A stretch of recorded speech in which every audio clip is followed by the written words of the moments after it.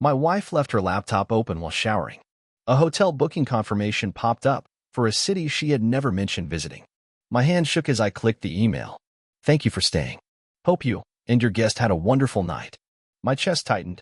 That evening, I whispered, "How was your trip?" She smiled until I held up her laptop screen. I'm a 38-year-old guy. My wife, let's call her Sarah, not her real name, is 35. We've been together for almost 11 years, married for 8. No kids. We both work full-time jobs and live in a quiet suburb outside Minneapolis. We've had a mostly steady relationship. Nothing perfect, but I thought we were solid. I never thought something like this would ever happen. Ever. So, here's what happened. It was a quiet Saturday morning. Sarah was in the shower, and I was in bed half awake, scrolling on my phone. Her laptop was on the nightstand next to the bed. I don't normally check her stuff. I'm not that guy. We've never really had privacy issues. But then an email notification popped up on her screen, right in the corner. Subject line said, "Thank you for staying with us. Grandview Hotel Chicago." Now, I'm not stupid. My heart didn't jump at first. I just blinked a few times, confused. She never told me she went to Chicago. She was supposed to be visiting her sister in Milwaukee that weekend. And the name of the hotel, Grandview, didn't match anything I'd heard her mention. I hesitated. Then I clicked the email. "Dear Mrs. Thompson, thank you for choosing to stay with us at Grandview Hotel, Chicago. We hope you and your guest had a wonderful night. Please consider leaving us a review." I read that email 3 times. Mrs. Thompson. First off, Thompson is my last name. Your guest. That word hit like a brick to the face. I sat there, staring at the screen, trying to process what I just read. I scrolled down, and there was a receipt. 2 nights. 1 king bed. Room service. A bottle of wine. Date matched the weekend she was supposedly visiting her sister. I felt like I couldn't breathe. My fingers went cold. I just sat there, with her laptop open in front of me, my stomach flipping like I was going to throw up. I didn't say anything right away. I closed the laptop. She came out of the shower, towel in her hair, smiling, acting normal. I couldn't look her in the eye. I played dumb for the rest of the day. I needed time to think. Needed to be sure. But I knew. Deep down, I already knew. That night, while she was asleep, I started digging. Bank account? Yep, a charge from Grandview Hotel. Uber history? Yep, she had rides going around downtown Chicago. She had even taken a ride from the train station to the hotel. She had told me she was driving to Milwaukee. Everything she said that weekend was a lie. Over the next few days, I watched her closer. She was always texting. More than usual. She started taking her phone into the bathroom. She never used to do that. She also got weird when I hugged her. Like flinching. Like she felt guilty. For days later, I asked her casually, "Hey, how's your sister doing? Did you two have fun in Milwaukee?" She smiled, totally chill. "Yeah, it was great. We got massages and watched movies and just caught up." I nodded. "That's nice." Inside, I wanted to scream, but I kept my cool. I had to. That night, I did something I'm not proud of. When she was asleep, I checked her phone. She had no password. She never had one. I opened her messages. Nothing too suspicious at first. Then I checked her deleted messages. Bingo. There were texts from someone saved as J. Just J. Nothing else. J. I still can't believe that weekend. I miss you already. Sarah. Me too. I wish I was still there. J. You smelled so good in that bed. I can't stop thinking about it. Sarah. Stop, LOL, you're bad. It went on like that. Lots of flirting. References to last weekend. Joking about room service. Mentioning the hotel name. Talking about next time. I sat there reading it all. Every message like a knife in my chest. The next evening, I waited until after dinner. We were sitting on the couch watching some stupid reality show. I looked over and said, "Hey, how was your trip, really?" She smiled. "I told you it was nice. Just chill with my sister." I pulled out her laptop, opened it to the same email, and turned it toward her. I didn't say anything, just held it up. She froze. Her face dropped like I'd just told her someone died. She stared at the screen. Didn't blink. Her breathing got weird. Her hands started shaking a little. I said, "You sure you were in Milwaukee?" No answer. "Who's Jay?" Still no answer. Her eyes started tearing up. Her mouth opened like she was going to say something, but nothing came out. I asked again, "Who is Jay?" She finally whispered, "I didn't mean for it to happen." That was all she said for a while. She finally admitted she met him at work. New guy. He was hired a few months ago. She said they got close working on a project together, started going out for drinks with coworkers, then alone. She said the trip wasn't planned at first. They were just going to hang out, but it turned into more. They stayed in Chicago for 2 nights. Alone. Shared a bed. She said she felt confused, that she was missing something in our relationship, that she didn't know how to tell me. I felt like someone had punched me straight through the chest. My ears were ringing. I couldn't even cry. I didn't scream. I didn't flip out. I just sat there. Said nothing. She cried. I stayed quiet. I slept on the couch that night. That was 2 weeks ago. Since then, we've been in this weird limbo. She's trying to apologize. Trying to talk. Says she wants to make it right. She's suggesting therapy. She deleted Jay's number in front of me. Swears it was a mistake and she'll never talk to him again. But I don't know what to believe anymore. The worst part? I still love her. But I hate her at the same time. I don't trust her. I don't even trust myself. I haven't told anyone. Not family. Not friends. Just Reddit. I don't know what to do. Maybe I'll update later.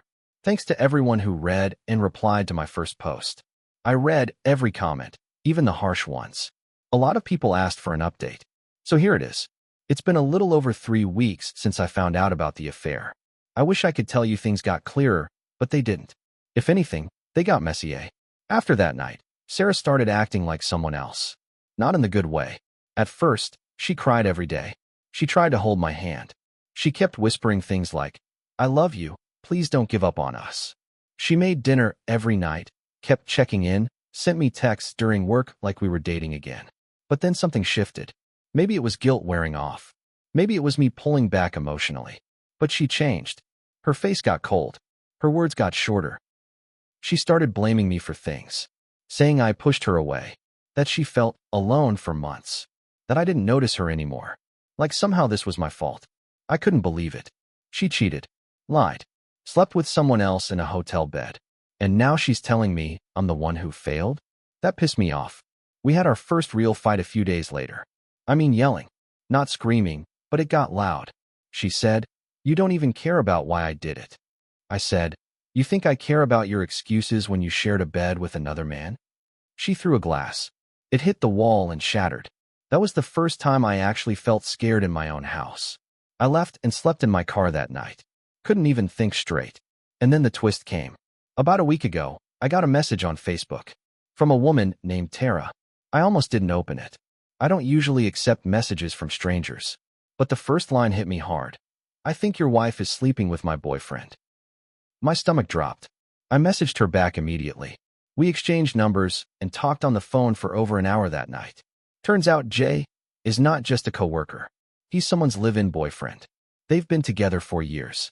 Tara and Jay share an apartment on the north side of Chicago. She found my info because she saw messages between Sarah and Jay on his iPad.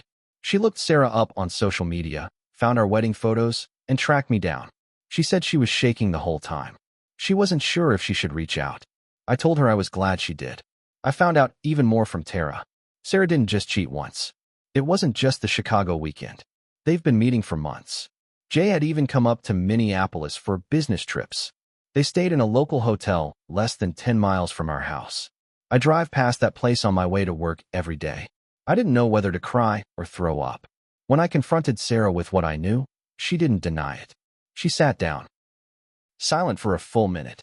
Then she said, "It wasn't supposed to go that far. It started as flirting. Then it felt like I couldn't stop." I asked her, "Do you love him?" She said, "I don't know." That crushed me more than anything else. I told her to leave. She packed a bag and went to her sister's place. That was 4 nights ago. She texts me every night. Some nights she says she's sorry. Other nights she says I never saw her the way he did. One night, she wrote, "Maybe I'm not the person you thought I was. But maybe you're not, either." What does that even mean? Meanwhile, Tara and I have stayed in touch. She's been more supportive than anyone I know. Ironic, right? The woman whose boyfriend slept with my wife is now the only one I feel safe talking to. She told me she kicked Jay out the same day she found out. Said he cried, begged, promised he'd change. She told him to leave and never come back. She said if she ever saw him again, she'd call the cops. Tara's got more backbone than I do. Now I'm stuck in this house alone. It feels haunted. Every room has a memory. Our wedding photo is still on the mantle. I can't bring myself to take it down yet. I just keep looking at it like, who were we back then? I still haven't told anyone in my family. Not my brother. Not my mom. Not my best friend. I don't even know how to say the words out loud. And yeah, I know what some of you are probably thinking. She cheated. It's over. Leave her. But it's not that simple. It's not just black and white. I hate what she did. I feel sick just thinking about it. But a part of me still wakes up hoping this is all just a nightmare and she's next to me, smiling like she used to. I still love her. I wish I didn't. She wants to come back next week and talk. Says she wants to explain everything. She wants to do it face to face. I told her I'd think about it. I don't know what I'm going to do. To be honest, I'm scared. So, if you've been following along, you already know the basics. Wife lied. Said she was in Milwaukee visiting her sister. Turns out she was in Chicago with another man. Her coworker, Jay.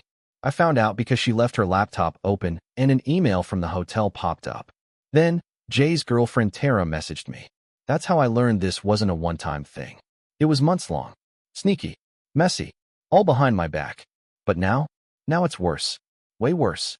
So here's what happened after she left the house and went to stay with her sister. First, I kept getting text messages from her. Some were apologetic. Some were cold. Some just confusing. I ignored most of them. I needed space. But then one text came in that didn't sound like her at all. I need to talk. I messed up again. Please don't block me. I read that one about 5 times. I messaged her back. What do you mean again? She didn't respond for hours. Then she finally called me around midnight. Her voice was all shaky. I thought maybe she was crying. She said, I didn't just lie about Chicago. I lied about something else too. I braced myself. She said, I think I might be pregnant. I felt like someone hit me in the chest with a hammer. I asked, is it mine? Silence. Then she whispered, I don't know. I swear to God, I couldn't breathe. I had to sit down on the kitchen floor because I felt like my legs were going to give out. Let me be clear here, we weren't trying for a baby. We hadn't even slept together for weeks before that trip. Maybe once in a moment of weird connection, but even then, it felt off. So yeah, the math doesn't work in my favor. She told me she took a test and it came back positive, but she hadn't gone to the doctor yet. She said she'd slept with both of us around the same time. I asked, did you use protection with him? She said no. Of course she didn't. At that point, I couldn't even speak. I hung up, threw my phone on the couch. Just sat there. Didn't move for an hour. Now here's where the twist gets even deeper. The next morning, Tara, Jay's girlfriend, the one who messaged me originally, texts me again. She says she found something strange on Jay's laptop. She wasn't snooping. She was clearing out some files before getting rid of it. She found photos, screenshots, of Sarah. Some were of her at the office. Some looked like they were taken at a hotel. Creepy stuff. Not like regular selfies. Like secret pics. Then she sends me a screenshot of a message thread between Jay and someone named Mike. It says, Mike, you really think she's gonna leave her husband? Jay, she's getting there. I'm working on it. Mike, careful bro. You're playing with fire. Jay, worth it. She's not just a hookup. She's an investment. An investment. That word made me sick. Turns out Jay wasn't just some random guy who caught feelings. He was playing her. He was pushing her to blow up her whole life, and she did. Now, I don't even know if she knows that. I haven't told her yet. But here's the part one haven't told anyone, not even Tara. I went to our bank's online portal 2 nights ago to check joint account stuff. Just trying to sort things out financially. That's when I saw it. A transfer. Small, at first. $500. Then another. $750. And another. $1,200. All in the last 3 months. Sent to a bank in Chicago. The account name? J. Winners. I looked at every transaction. Sarah had been sending him money. Not just for hotels. Not just for Ubers. She was funding him. This guy was using her. Full-on manipulating her. He played her emotions. Got her to fall for him. Talked her into cheating. Lied to his own girlfriend. Lied to Sarah. Got money out of her. And now? She's maybe pregnant. The pieces are still falling into place, but it's clear to me now this wasn't just cheating. It was grooming. Emotional manipulation. Fraud. And now, maybe a baby. I haven't confronted her about the money yet. I also haven't told her what I saw in those messages between Jay and Mike. But the truth is coming. She wants to come over tomorrow night and talk in person. Says she has more to tell me. I told her okay. Part of me wants to scream at her. Part of me wants to just listen. I don't know what's coming next, but I've got a feeling this rabbit hole goes even deeper. She showed up at 6:15 p.m. I didn't open the door right away. I watched her from the living room window first. She was standing on the porch, holding a paper grocery bag, her coat zipped up to her neck like armor. She looked nervous, pale. She saw me through the glass and gave me this weak little smile. I opened the door. Didn't say anything. Just stepped aside to let her in. She sat on the couch. Same couch where we used to eat popcorn and watch movies. Now it felt like neutral ground in a war zone. I didn't sit right away. I stood across from her. She looked up at me and said, "I'm sorry." I didn't answer. She said, "I need to tell you everything. Please don't interrupt." I nodded once. Then she told me. She admitted the affair had been going on longer than I thought. Since last November. Started with drinks. Then late-night work meetings. Then hotels. Then Chicago. She said it wasn't about sex at first. That it was about feeling seen. Then she paused. "There's more," she said. I felt the tension building in my chest. She pulled out a crumpled envelope from her coat pocket and held it out. It was a printed copy of a paternity test order. Not the results, just the confirmation from a clinic. "I already made the appointment," she said. "I need to know, too." I didn't take the paper. I asked her, "Why now? Why come clean like this?" She looked me dead in the eye and said, "Because he's gone." I blinked. "Gone?" She nodded. "Jay. He disappeared. Left Chicago. Quit his job. Ghosted me. He emptied the account I was sending money to. Everything. I haven't heard from him in a week."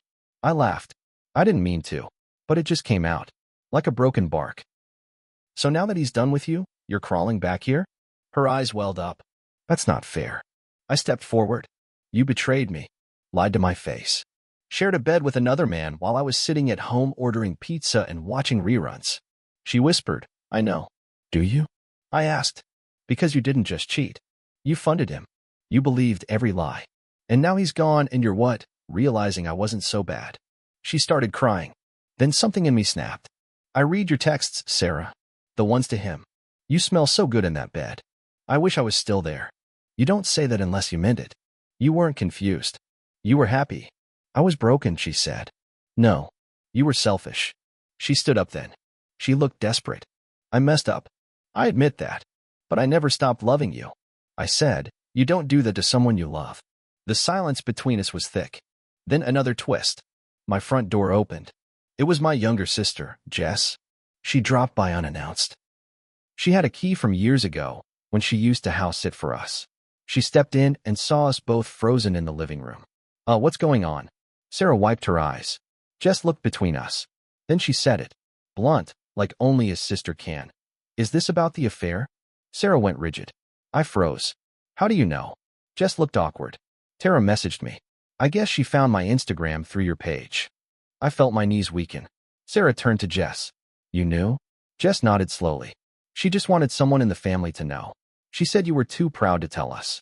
She was right. Sarah sat down like the wind had been knocked out of her. Jess said nothing else. Just walked past us, into the kitchen. She stood there with her back to us. The whole house was quiet. Sarah stood up again and looked at me. "I won't beg you anymore," she said. "But I need to know if I'm carrying your child." I didn't speak. She left without another word. Jess and I sat in the kitchen for an hour after she left. She didn't say, "I told you so." She didn't judge. She just poured 2 glasses of wine and slid one across the table. "You don't have to figure everything out tonight," she said. I nodded, but my chest was still heavy. I barely slept. Sarah texted me the paternity results. Not mine. I didn't reply.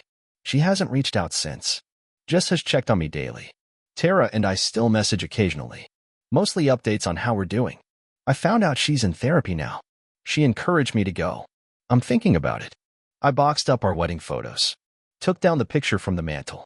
Sometimes I miss her. Sometimes I miss who I thought she was. I learned something ugly through all this. Sometimes love isn't enough. Trust is everything. And when it's broken, no amount of sorry can tape it back together. I'm not angry anymore. Just tired. Will I ever trust someone again? I don't know. But I know I'll never ignore the signs again. I'll never gaslight myself to protect someone else's lies. And maybe that's a start. I'm not okay. But I'm not destroyed either. This isn't the end of my story. It's just a new chapter. And this time, I'm the one writing it.